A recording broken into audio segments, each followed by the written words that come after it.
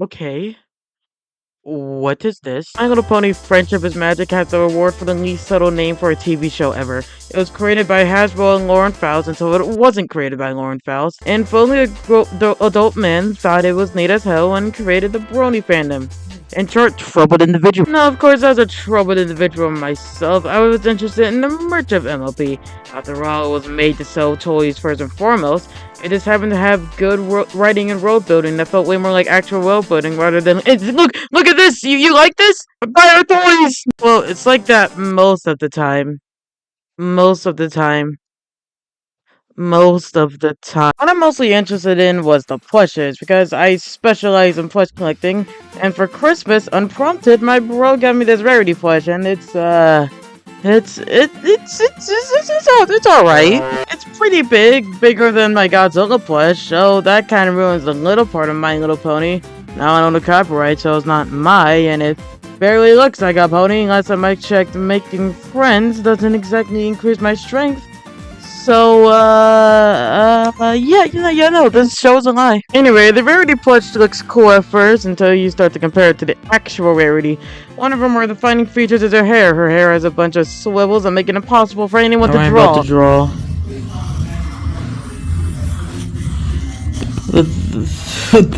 Oh, no. And it's a vibrant purple and lighter purple thing. I don't know the color. Plush all that and decided wrinkled dark purple slab. At the very least, it got the eyes right. I think it did. At the very least, it's still a plush of Best Pony, so I guess I'm satisfied. There are also other questionable plushes, like this one of Twilight Sparkle from Baby Boom. That looks great.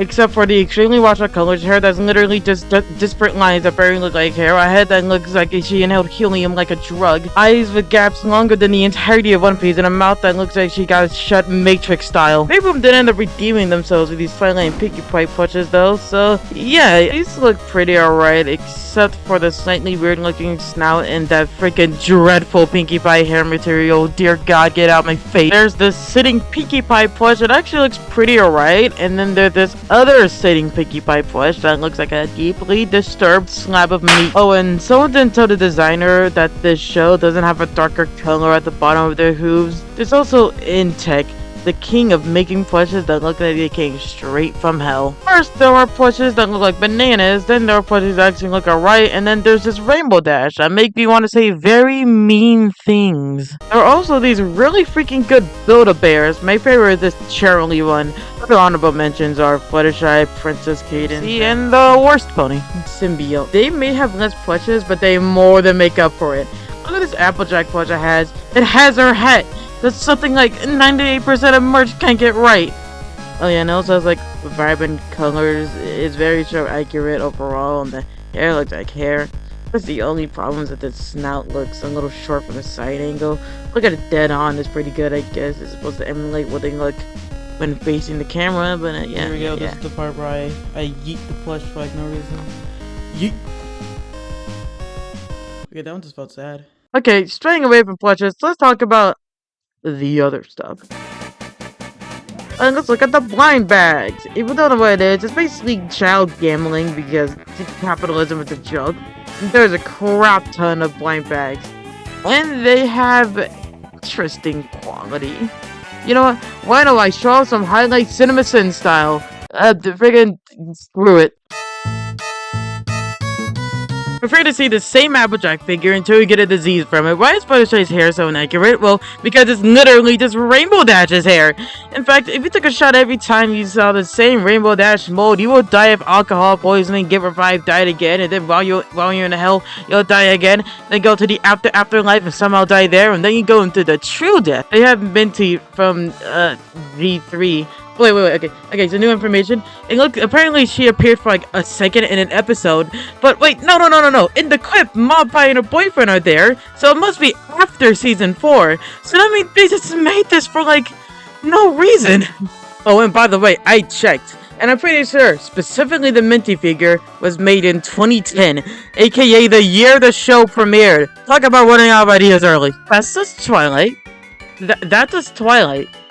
That's just Twilight. Anyone wanted 3 rarities and another Twilight? I genuinely thought this Twilight variant was Cheryl. Like, I actually thought that. That's not Princess Luna. How do they make this and not think it looked exactly like Fluttershy? In fact, this will be a better Fluttershy figure. Or Fluttershy. Flimskim. His name is not Flimskim. Granny Smith has the color of a lime. They fixed Fluttershy, but they still refuse to give Applejack her hat. Fluttershy looks like piss. The end of time is upon us, and you, my child, will be a catalyst. They straight up just made up 7 trillion ponies and never made a Spike, even though he'd be like an insanely simple sculpture to make. And there is so many more I didn't talk about. This crap goes freaking deep. There is a My Little Pony Monopoly. Because of course there is. They're gonna make a Monopoly of freaking diarrhea. We're just gonna have to accept it. It looks fine, I guess. I mean, I don't know. Who looked at My Little Pony and thought, like, yeah, you know what this reminds me of? Texas and the government. But hey, it works like... Hey, it works well, I guess. I mean, just look at this card at Discord. UFP trading cards are a bit of a phenomenon.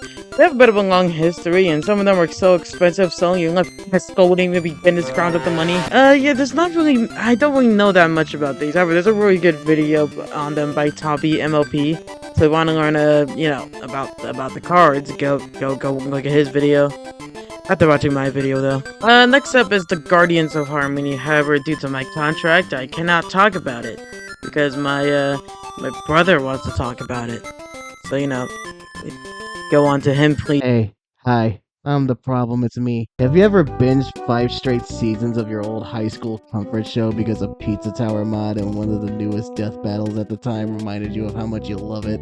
So you start spending stupid amounts of money on toys because that's just how you show your love and appreciation for movies and shows. I'm sure some of you can relate. One line of toys that I'm particularly enthusiastic about is the My Little Pony Guardians of Harmony line. This was a line of action figures from 2016 that weren't like your typical pony toys. These guys had expressive sculpts and actual articulation and some dope-ass accessories, so they're a lot closer to the type of figures I like to collect. Fan series statues are also part of this line of toys. Yeah, Hasbro was really leaning into the serious collector scene with this set, or at least it feels that way. The collection of characters featured here is actually pretty fire, namely the Wonderbolts, a Shadow Bolt, Shining Armor, Queen Chrysalis, a giant-ass Spike, and even my man, Cheese Sandwich, the Weird Al Pony is here. And all of them come with really cool accessories. The main characters leave a lot to be desired, though. We have regular Pinkie Pie and Rainbow Dash, but regular Fluttershy was only part of a Comic-Con exclusive 2-pack with the Discord statue, leaving the pirate version of her as the only affordable option if you want the actual best pony in your collection. They also finally gave us the fabled Applejack figure that actually comes with her cowboy hat. She's also got a scarf and armor pieces, but I'll take what I can get. Good luck finding it at all, though. And the Daring Do figure came into the line late, and actually a lot of these figures were exclusive to certain stores and websites, so you're lucky to find them at all in the aftermarket. One other small complaint, you know, it's not too big of a deal, but rarity does not exist in this line at fucking all. I mean, if I had to guess why, I would say that Rarity, you know, being the classy, sophisticated lady that she is, you know, does not seek violence and would not prefer not to be in these violent situations that these action figures like to portray. It just sucks though, because now you can't complete the main 6 in their regular forms in this line. I mean, for Celestia's sake, they didn't even make her into a pirate. They didn't even put her in a pirate outfit to be in the movie line. Come on, that's how you know they didn't care about her. Like, god damn it. Oh, well, at least the Cutie Mark Crusaders come together as a complete set. I wonder how much that goes for. Along with the figures, they also came out with these sick-ass statues of certain characters from the show, and also the cinematic masterpiece that is the My Little Pony 2017 movie. As you can see here, I only got 2 of them so far. Queen Chrysalis with her changeling minions, and Twilight fighting Tempest Shadow. A scene that didn't happen in the movie. It's also hilarious how dirt cheap the Storm King statue is. Nobody likes him, fucking C-tier villain guy. Yeah, that's great. By contrast, get ready to sell your internal organs for the Trixie and Starlight statue. I mean, I guess I can think of a couple reasons as to why this one is so highly sought after by the fandom. But, just becomes insane when you realize that all of these statues were originally $20 at retail.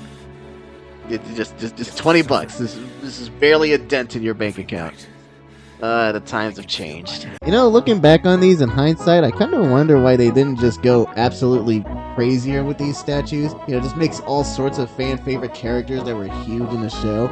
You just know that a statue of Starsworld the Bearded or a display piece of Twilight fighting against Lord Tyrek would just go so hard on the shelf. I mean, why not? I mean, they were already trying to appeal to the hardcore brony fandom around this time. But then again, maybe that was the problem. I mean, keep in mind, the show's audience is still little girls, not grown-ass men that would have, like, a big statue. I mean, what's a little girl gonna do with a statue of Chrysalis? Can't put that in their mouth. It just didn't make sense to put all those resources in it. Well, at least that's my perspective as a troubled individual myself. Anyway, that's all I wanted to talk about.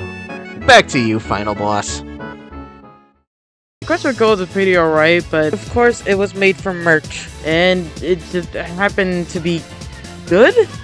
Wait, okay, so, the first movie sucks, alright? It's kinda sucks, it makes no sense, it's just a generic high school movie with magic tacked on to the end, but overall, it's bad. The second movie, however, there's someone hooked there, because the second movie is actually really freaking good. It's not the greatest thing in the world, but it's a genuine good time, and the soundtrack is pretty good. And not gonna lie, the third one is kind of banging. I like it. It's good. It's a good movie.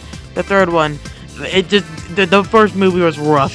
And did you notice something? The way I edited these clips is that you see the show. You see the movies. And one thing you can infer is that the movies actually look pretty alright. I'm sure the first one has some awkward animation, but these movies look pretty alright, and the character models are good.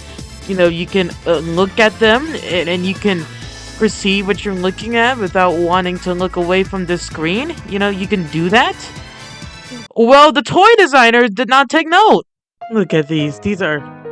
Ugh, look at these. How did they make these and decided this was a good idea? I feel sorry for anyone who bought these, because, like, wow, these... Ooh, no, yeah, no, oh, no, no. Luckily, they redeemed themselves. This line of figures made by Japanese company. Basically, the regular bonies next to their human versions, and dear God, they actually made the humans versions look good in merch form. I thought that was scientifically impossible. And there seems to be two versions, one of them being human skin and the other one of them being biblically accurate. And here's your fun fact for today. The last one they made was a collab with Hatsune Miku.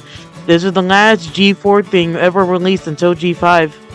What a way to go out. Overall, these are really good, except for the fact that some of these are just straight up the movie renders, that some of them aren't. Like, why are you so inconsistent about that, bro? And finally, I got these. Yeah, that's right. These are My Little Pony figures that look like the ponies from the 80s. So that's, like, really cool. Though taking them out the box was literal hell, and I really wish I could have shown it, but I didn't bring a tripod for some reason, so yeah. And also, these are brushables, which is like cool. Now all their hair is gonna be inaccurate. But overall, these are some freaking banging figures. I really love them. And that's it for the deep dive into My Little Pony merch. Will I do more of this type of video? Maybe, I don't know. Like, subscribe, and comment, and I will do myself. Why am I like this?